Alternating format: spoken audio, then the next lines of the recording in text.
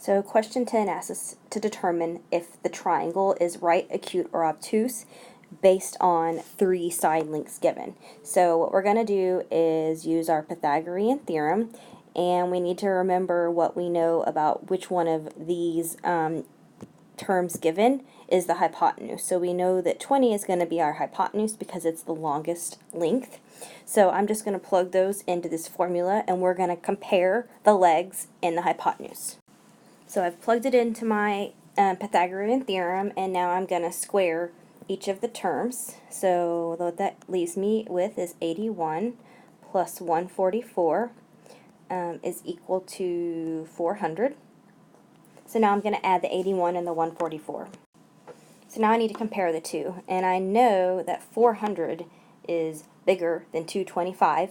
So if my legs added up are less than my hypotenuse, then I have an obtuse triangle. So looking at number 11, 10 is going to be the hypotenuse, so let's plug in our legs of 6 squared plus 8 squared is equal to 10 squared, so that's going to give us 36 plus 64 is equal to 100.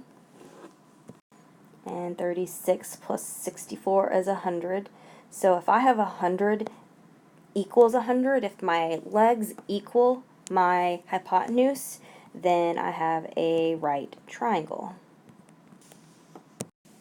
So looking at number 12, recognize that 11 is going to be our hypotenuse because it's the longest side length. So that's actually going to be our c squared. And it doesn't matter which order you put your a or b squared in. So that's going to look like 49 plus 81 is equal to 121. And then add the 49 and the 81 and compare it to the 121. So I know that 130 is bigger than 121. So if the legs add up to be bigger than your hypotenuse, then you know that you have an acute angle.